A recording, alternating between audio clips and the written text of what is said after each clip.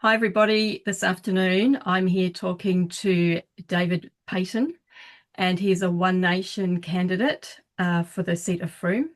And I'll let him introduce himself briefly, and then we'll have a bit of a chat about what the things that he would like to be able to advocate for and help achieve for the community should he be elected in the upcoming election in March. Hi, David. Afternoon. Thank you, Lisa, for the opportunity. Yeah, where do we start? I'm currently the acting mayor, the deputy mayor. I've spent quite a bit of time as acting mayor, but at the moment, deputy mayor in the Adelaide Plains Council, which is in what I can call the true north. We currently have a state government that when they talk about the north, they mean Playford, but we are the true north in Two Wells, Malala, and the rest of the seat of Frome, which goes as far as Clare, and out to the east into the Riverland a little bit. So we live a different life, but we live what I'd still fight for every day, and that is what I call the Australian way of life, where we shut down a main street for a Christmas pageant, where football on a Saturday is the centre of the world. That's where I live and that's what I fight for. So fighting for local issues on a daily basis is what I spend my time currently as a local elected member. But the decision to hopefully become a state member is, and I said to somebody recently, is to get a seat at a bigger table where I can fight for these things on a different level. Because I think both our state and federal governments are just, their heads are in the wrong places at the moment. We spend in excess of $5 billion a year on international aid. So to think that we have homeless people in Australia is beyond a joke. It can't be because of money. It's not a money issue. It's just purely a priorities issue. So fighting for those priorities as I see them in the local community on the ground is basically me and a team. It's what I'm all about. Mhm. And don't get in my way is probably what I have to say. We've not met before, and I took a quick look at your Facebook page, and I noticed Yep. a video on there which spoke about a local ratepayers association and advocating for lower rates. Can you talk about that? Because I don't know anything about that. So can you give us a bit of an explanation on what did that mean and what did you achieve for your local Yep. community? Yep. So that's the Adelaide Plains Ratepayers Association, commonly known as APRA. And that's a membership of ratepayers, and they promote the needs of ratepayers. So that could be anything from trying to push for better roads or better services of some sort. But their main priority is budget time and making sure that ratepayers get a decent consideration when we're looking at setting rates. So 3 years now I've been part of that process, and for two of them I've worked probably hand in hand with that association and really listened to their members and then taken that fight and have been successful. So this year we started, council staff brought to the chamber an increase of, I think it was maybe around 7% on what rates were the year before. And that's an average. So some will pay that, some will pay 15%, some might pay less. But with APRA and myself, we fought a good fight in the chamber and had a result of a 2.9% capped increase across the whole council. So on average, that saw most ratepayers see an increase of about $60. So Wow. that's what we were able to achieve together. And I'm still unaware of any other council in the country achieving that, but there's no reason they all can't. It's a priority and a want to do it, really. Yeah, Um, I would say my interest rates increased a lot more than $60, I think. I might have to have a yeah, look at that. yeah, yeah. The rates and rates is something that I will take the fight to Yep. state government. The rate system is broken and it's wrong because the rate system is based on property values, and property values, as we all know, are going through the roof. In my area in particular, we saw property values of 40% increases in 12 months. Now, what the residents are telling me is we're being taxed because it is a tax. Mhm. We're being taxed through our rates based on an assumption that we're wealthier than we were 12 months ago because our property value's gone up. But what they're saying is I'm actually broker than what I was 12 months ago because I'm paying more for power, I'm paying more for schooling, more for insurances, more for clothing, just more for food. So I'm actually broker than what I was 12 months ago, but you're going to tax me based on an assumption that I'm wealthier just because my property increase has gone up. And that's a system that's broke. Yeah, and you're Um, the first person that has mentioned that in, the increase in the value. But, yep, I've seen that myself in my local area, tiny three-bedroom home selling for $740,000. yep, But yep, Jim Smith, that's living in that house, is still only working the same job he was working, yep, 5 years ago. He's no wealthier yep, than what he is today. And like you said, the cost of living, we're all doing it tougher. yep, yep. Yeah, he might have seen a CPI increase in these wages, might have. Yeah. So that's not a lot, but that CPI increase hasn't covered the mortgage repayments and the electricity payments um, and everything else. It's what I call it's actually we're not suffering from a cost of living crisis. We're actually suffering from a cost of government crisis. And government is an industry of its own. They know that they have, whether it be local, state, or federal government, they know they have an endless stream of income. So therefore, when they drop figures like, oh, $50 million in debt, and we all fall off our chairs because if we were $50 in debt, the bank would be ringing us. And they talk $50 million or $100 million, or they're now, some states are talking trillion dollars in debt, and they don't stop spending.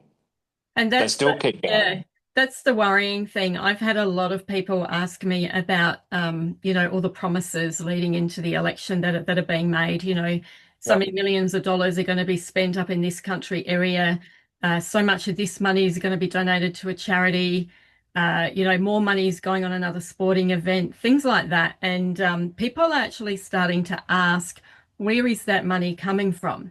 And a lot yeah, of people I don't know. I don't know if they understand that the bucket of money is not sitting there and it's not full, and that it's not just being given out, and that there's yeah, debt associated with that, and somebody's going to have to pay for that. I don't know about other people, but I'm really worried about my young people, my kids, and yeah, I'm worried about their kids should they go on to have kids. And I'm hearing from so many people in their 20s who are saying, well, we're not having kids, we can't afford it. yeah. That's a Well, big problem. I think it was only in about the last week that data came out that South Australia's population is going to go backwards because the immigration, which is not great in South Australia, it's not that high in South Australia, is actually outweighing births. Mm, That the number of births are going backwards, they're declining. And yeah, you're right. Why is that? And yeah. it's because they can't afford to have them anymore. My daughter and her partner, who were both earn good livings, early 20s, and they're trying to buy a house in our area at the moment, and you've got to walk in with $1 million, Yeah. $1 million to get started. It's insane. And this is, and our average price in our area now is $1 million. But I can tell you now, and I can take you out and show you where the homeless people are also living. Yeah. Um, the parks there, we have two council-owned campgrounds that are supposed to be sort of overnight stays. Yeah. We now have people living in tents in them, and it's not. When I grew up, the homeless person, when you talk to the homeless, it was you go into the city and there'd be the drunk old bloke that had fallen on hard times for whatever reason, and that was the homeless. But that's not the homeless anymore. The homeless now is we daily on our local social media. There'll be a message from a mum. Me and my three kids are currently living in the back of my car or in a tent. Can someone just help us for a night? Can someone just give us a shower and a feed for a night? Or can somebody at least allow us to park in their backyard or whatever where it's safe? Yeah. That's now the homeless. And it's even people Um, with jobs. I've heard from yeah, yeah, people who are yeah, working. They're actually working and but can't afford a place to live. So they're living in their car. I was yeah, talking to someone else recently who was telling me that they know of people who take out gym memberships from time to time yeah, just so yeah, that they yeah, can go in and have a shower. And yeah, yeah, you got to think. I look at everything, and everything just has this cumulative effect. So we have families at the moment who are so under pressure, young couples under pressure. So yeah, what happens when people are stressed and under pressure? Well, marriages break up, or yeah, people don't cope with the frustrations, and we're seeing domestic violence increase. We're seeing yeah, people yeah, have children that suddenly can't look after children.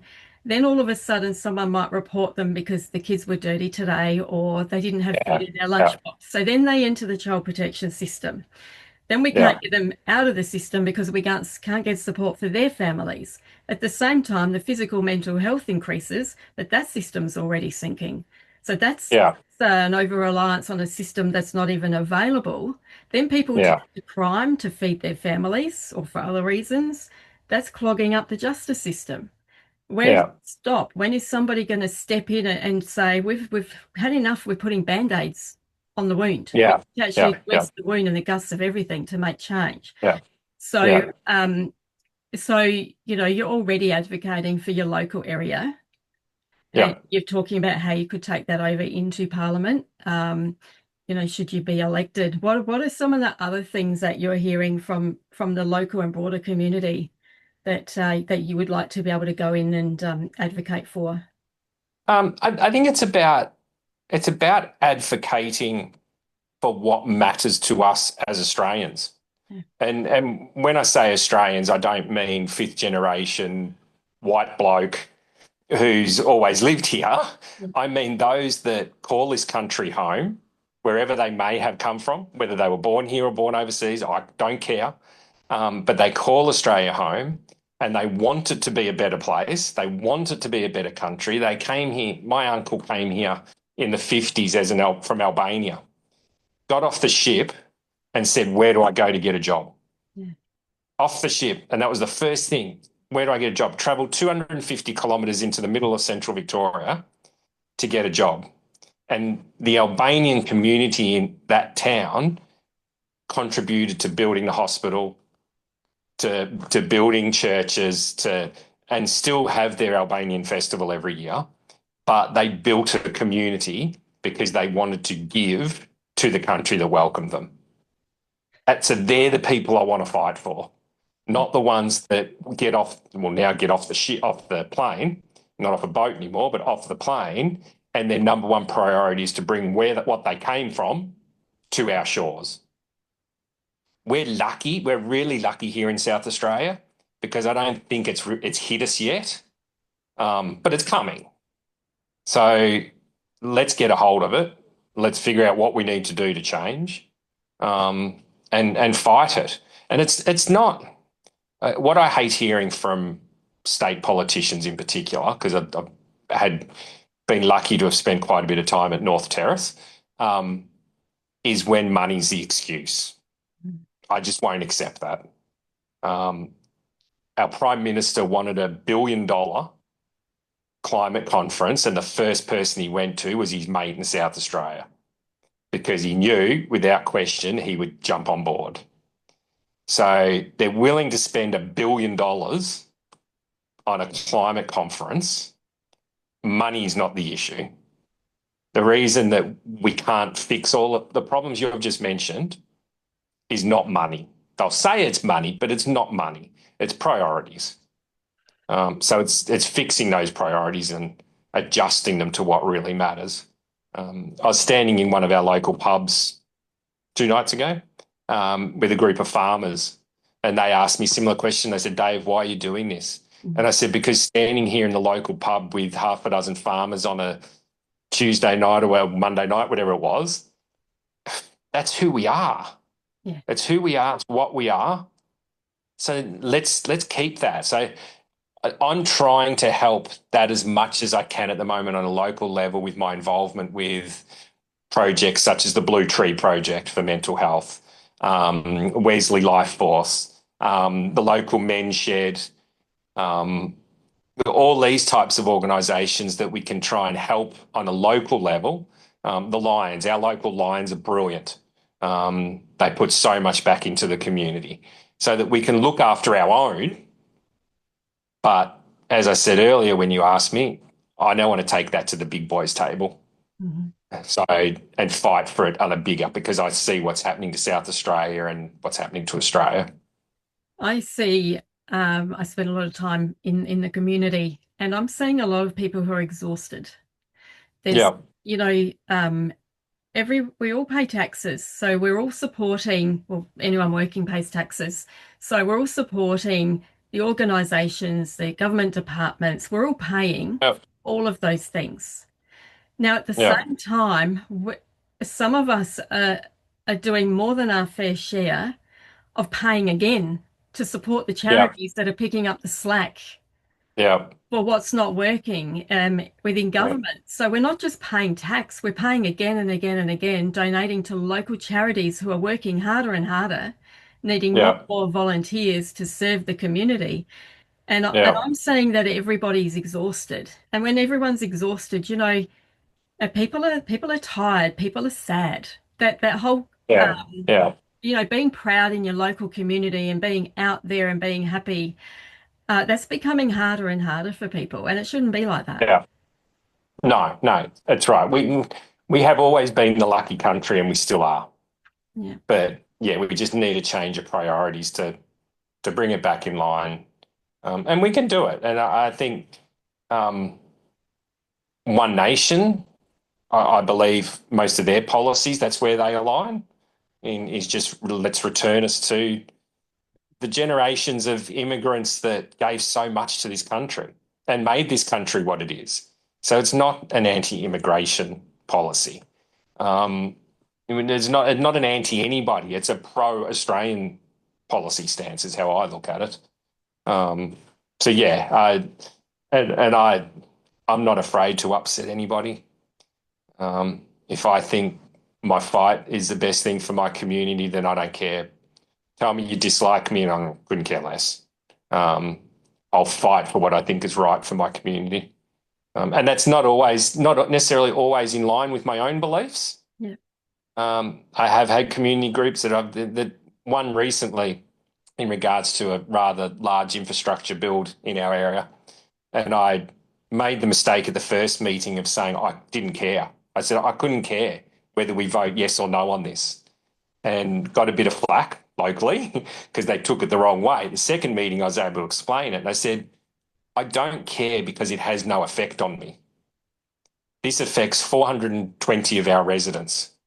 So I will vote yes if they want me to, or I'll vote no if they want me to. And then it clicked and they all went, actually, it's a good thing you don't care, because then I'm not voting on what I want to see.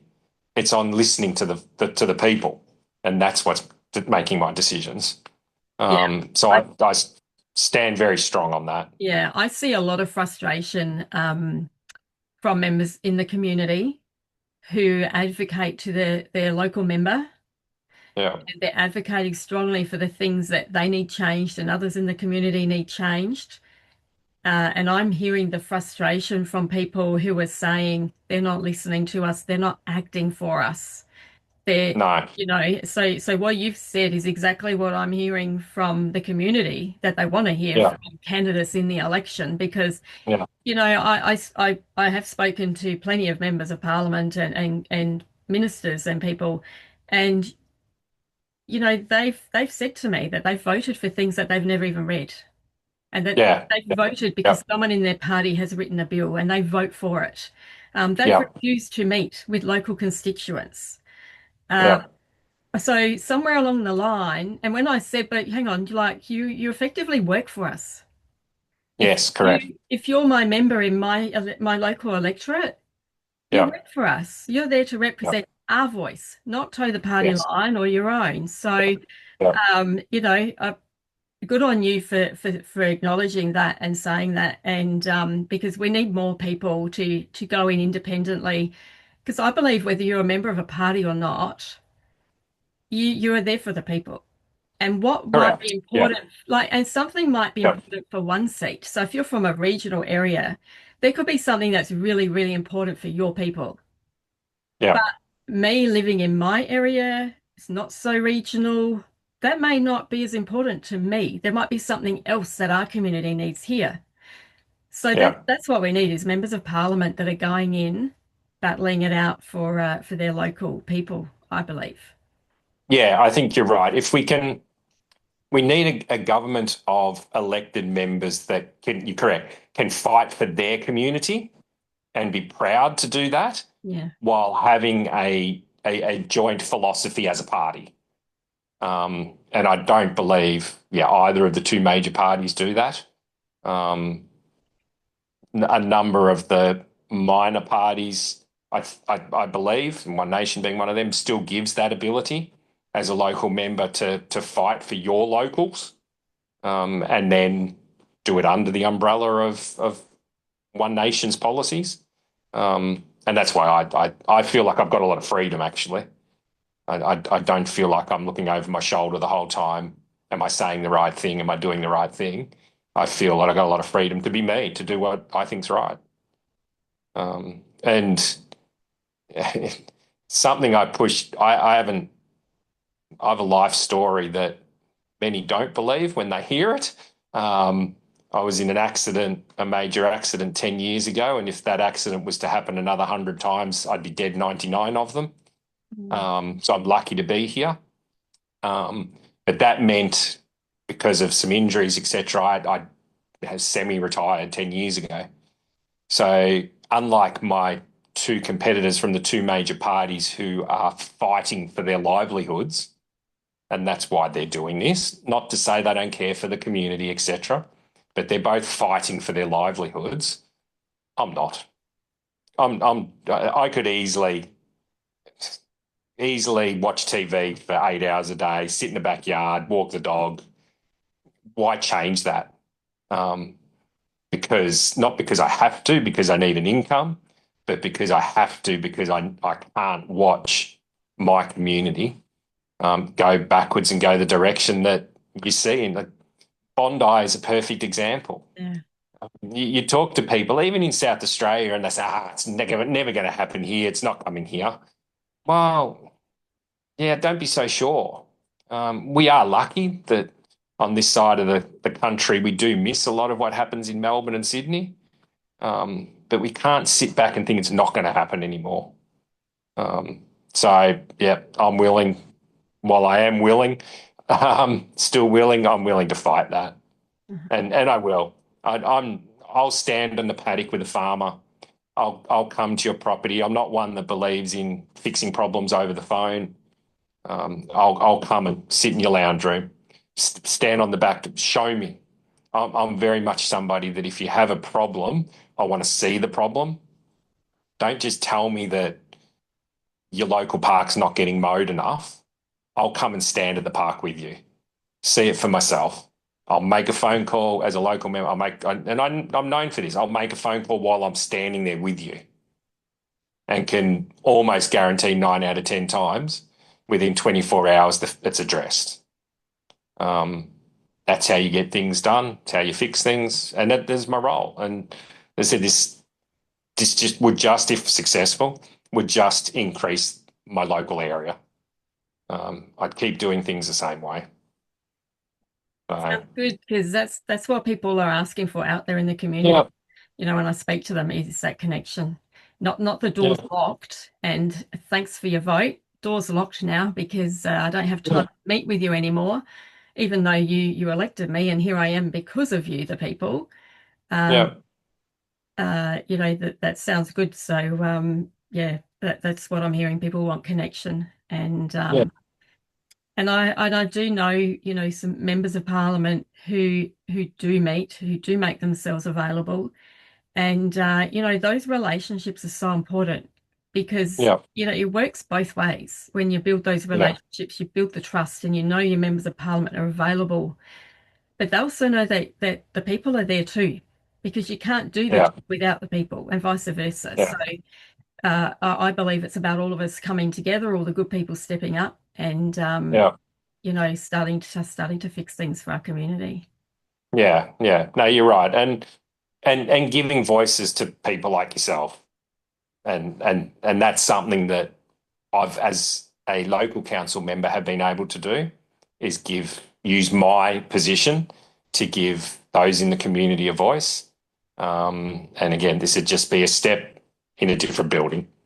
It Mhm. would just be a bigger building with more money involved and whatever, but still fighting to give those individuals a voice. Mm. And putting your local community on the map, isn't it? It is, yeah. We're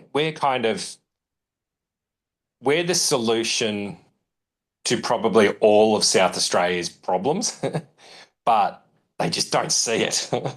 um, we were and still are for developers. We're still cheap land. Yeah. We have access to a major highway that's now 30 minutes to the CBD, 35 minutes to the airport. Um, we're on the major highway for trucking, transport of all sort, railway, everything, freight, the whole lot. Um, but they just don't care. This is our local government frustration, and my frustration is that the current government doesn't care.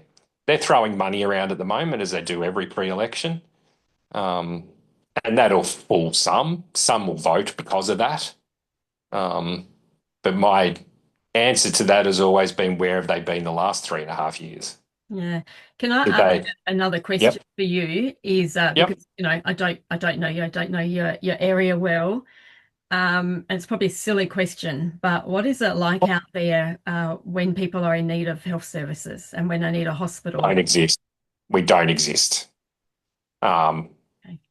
yeah, to get a doctor's almost impossible. Yeah, the health services don't exist. Clare, which is the furthest north of the seat, um, did just get an announcement of $23 million upgrade to their hospital. But again, I said, that's brilliant. Absolutely wonderful. Bring it on. But didn't you care about their health for the last 4 years? Like, Yeah. so yeah, terrific. Take it. But why is it all of a sudden that people's health in the region matter because you're trying to get re-elected? So that shouldn't be how it should be. It should be there's a need there for healthcare or whatever. They're part of this state. They're part of the people that we represent and have to look after. Give it. So it doesn't exist where it's very unorganized if you look at especially mental health care in the north. So each community might have their own little thing like a men's shed or a probus or whatever that may do something, but organized, no. Um, we're sort of, well, when you say big distances, it's probably an hour and a half from the furthest 2 points in the seat. So it's not that big an area.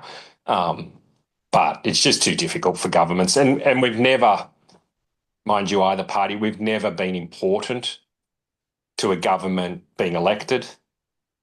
So there's never been a great need to do much for us in our region. Um, we're So getting a little bit. in regards to so major parties put forward promises, election promises. If you vote for me, I'll give Yeah, you this. So we know that yeah, always happens. Um, and then it leaves the independents and minor parties at a bit of a disadvantage, I think, I yeah, believe, along with yeah, the donation bans and things like that. Um, if, for instance, an elected member came out today and said, I'm going to donate $3 billion to the, I don't know, Blue Balloon Group that is a charity for such and such. Now, yeah, there's nothing to say if there's a change of government, there's nothing to say that if that is a really good cause and it really needs to happen, that Parliament yeah. can't make that happen. You can still make that happen, can't you? Correct. Correct. Yeah, Yeah. yeah. And I think at least in our region, in my region, what I'm noticing is the current state government is not making financial promises if their local member is elected. They're Mm. actually making them based on whether they're re-elected to government. And that's a positive for us because I think it would take a brave person to put money on anybody other than the ALP forming government. Um, I think the mix will change, but I can't. Well, One Nation's not going to knock them off, and the Libs are a mess, so they're definitely not going to knock them off either. So there'll be some fighting for seats, and there'll be a change. But I think it's fairly safe to say that the ALP will be re-elected Mm. at least one more term. So the promises that they're making in my region at the moment, I welcome them. I go beautiful. So I can almost rubber stamp that they're going to happen. But what I'm saying in response to those that are saying, well, now I have to vote Labor because of that, I'm saying, well, no, you don't. They're not promises that are made on you electing the local Labor member. Mhm. So you do what you think is best for the local area still. You do what you think is best for who's going to fight for you. Um, and that doesn't necessarily mean the person not promising the money. Yeah, I'm a big believer in everybody having a look at who's running in their local electorate Yeah, and talking to those people, reaching out. If those people can't even return your emails, refuse to meet with you, yeah, well, don't expect yeah. that to change after they're elected. No, no, And correct. find out and say, what are you willing to do to get this service in our community or to achieve this for our local community? And then you vote for the person you believe is going to fight hardest for your local community. Yeah, yeah, You know, 100%. yeah. Yeah, yeah, I don't believe in voting for a party. I believe in voting for the best person for the job. correct. Yeah. Yeah. And you're right, but I think we're in the minority, unfortunately. Um, I think the majority of Australians are still, it's starting to change because I'm being quite surprised at the moment, having voters from both sides of the major parties that are saying we've voted the same way for 40, 50 years, but you've now got our vote, Dave. We're changing. So it is, but I don't think it's the majority. I think the majority is still, I've always voted Labor. I'm not even really looking at what their policies are or what they're doing. I'm just going to vote Labor again. Um, and Liberal the same, the two major parties the same. And that's probably why most elections, they sort of get 40% each and one of them gets a few more. And that's how it's always been. But it I is think that it's changing. a lot of people don't understand how the voting system works. That's what I found Yeah, when I yeah, volunteered in the federal election, and I went in scrutineering after. And the yeah, more people I spoke to, the more I realized even, adults didn't really understand the voting system. They thought you had to copy someone's how to vote card, not that yeah, they could yeah, actually select their own in preference, from number one, who they think would fight best for their community, and then number them down to, the worst at the bottom, according to their yeah, own beliefs, and wasted votes, donkey votes and all those sorts of things. yeah, And because they're angry, because they're suffering, and they're just going, who cares? yeah, And then yeah, saying to them, but you actually have an opportunity to change that. If something's not working for yeah, you, don't throw that opportunity to vote against it for something else. no, yeah, I think they should be teaching it in our schools. I think our young people should be taught yeah, about that whole voting system and a little bit about politics. It's not exciting, but you don't realize until you get older and take a bit of an interest in why are things happening to us. And then you yeah, start to realize that, wow, no one ever told me. Who taught me how to yeah. vote? Nobody. No, that's right. And I did. I did politics in year 12. And yeah, you're right. So I have more of an understanding. And I talk to my kids now, it's at 22 and 17, but the 22-year-old, which I know we spoke about earlier, about when government starts saying, oh, we're going to make free transport or we're going to free education or whatever. And I say, there's no such thing as free. Mhm. Somebody's paying for it somewhere. And my daughter was a perfect example because recently she had 20% or whatever it was cut off her HEX. Uh-huh. And she was like, oh, this is brilliant. It's now cut, whatever the figure was. I don't know what the figure was. And then a month later, she's sitting there talking to me saying, Dad, I need $1 million to buy a house. And I go, yep. So there's the 20 grand or whatever that got cut off your HEX Uh-huh. is causing, in a roundabout way, the Yeah. $1 million you now got to buy for a house. And she goes, oh, can I give my hex back and buy the house for 750, which is what it's really worth? And I Yeah. said, no, unfortunately, that's how it works. And governments know this. They know that's what's happening, and much as they deny it. Um, and local government as well. I keep saying this. It's all they're an industry of their own, and nobody's stopping them. There's Yeah. those of us that are now trying to stop them. Um, and it'll be interesting. It'll be interesting to have this conversation again at the end of March when the election's been held and the results are out, and sit here and go, yeah, you know what, you were right, Yeah, that or would I be was good. wrong. Or yeah, Yeah, it would be good to and go, reconnect. yeah, Yeah. yeah, and go, okay, well, either yeah, it's happened. Like, we could be sitting here going, geez, never thought that was going to occur. Hoped it would occur, Yeah. but never thought it was going to occur. And guess what? It just happened. That'd be great. Right. Yeah. So, in the meantime, do you have anything coming up in the way of I don't know if you're doing like a launch or a community meeting or Yeah, something you want to promote? I have probably about 30 days in a row just confirming bookings and that of greet and meets and meetings, etc. So probably a lot of that's about to hit my Facebook page in the next probably 24, 48 hours. Our big one will be is I'm actually part of a One Nation road show, which is the last weekend of January, which I think the Saturday's the 31st, and then I think the Sunday's the 1st of February. So I will have the One Nation bus in my full disposal on the Sunday. So we will be in the region. We're looking at Clare and Dublin at the moment. So once that's confirmed, that'll go live. Mhm. Um, it's hard with these things because you've got to get 6 people confirming they're available, and then the facility confirm it's available. And but yeah, through social media will be my most where it'll be best promoted. And then what do you need in the way of support? If somebody's heard you speaking and says, I really align with what David's willing to go and do for me, I want to volunteer. What type of support would you need? Eh, Absolutely anything. Generally, it's just almost say holding my hand as such. When I do meet and greet, I can talk to 1 million people all night. I don't have a problem doing it, but having supporters around would be great, because I know at events I have been at where you're talking to somebody who really wants to take up your time, Mhm. and 10 other people waiting at some point go, well, you know what, I'm going because I can't wait anymore. So having support around for that would be great, and I'm getting that. I've already had quite a few ring, and say, David, what do you want me to do?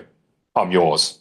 Um, so I'm utilizing those people, and as I just said, when I confirm my meet and greets, etc., then I'll grab those people and say, can you come to this one? Can you help me with this one, etc.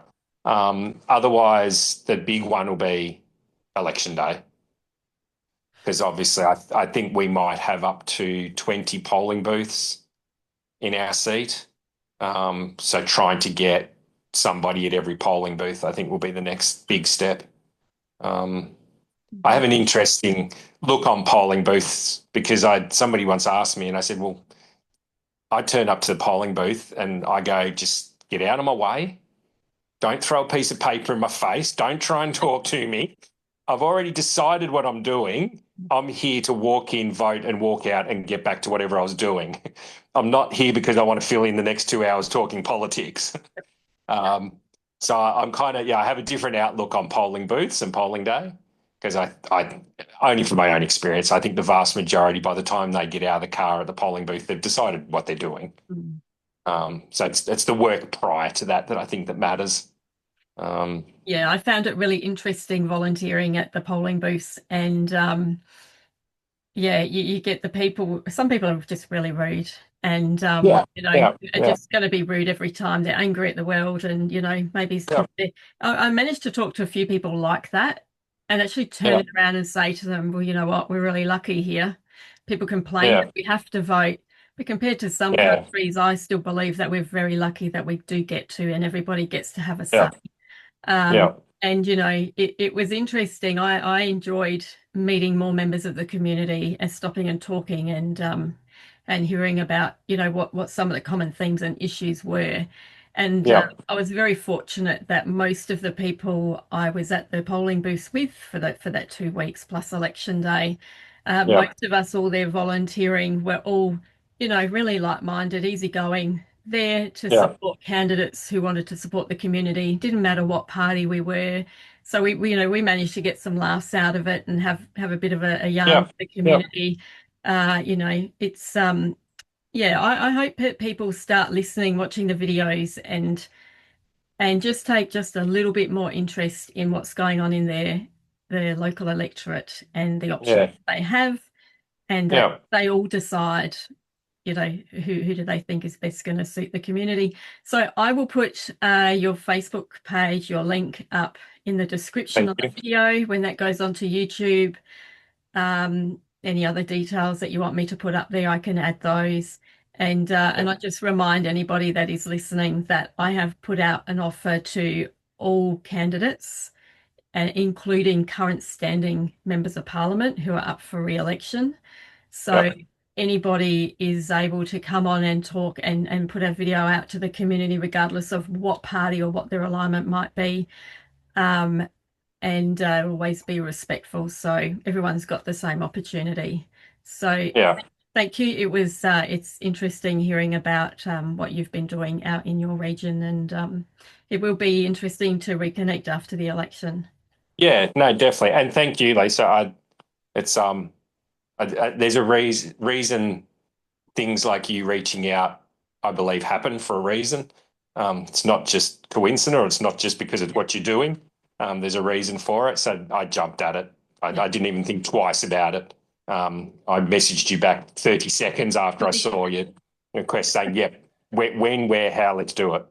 Thank you. And So I, that's what I want. That's what I want my members in Parliament to do too. Hear from us and yeah, jump and go, oh, what do the people need? So thank you very much. yeah, And yeah, we will talk. We'll talk again after the election. yep, yes, yes, Thanks and very much, David. hopefully all turns out positive. So yeah, Thank you. thank you, Lisa.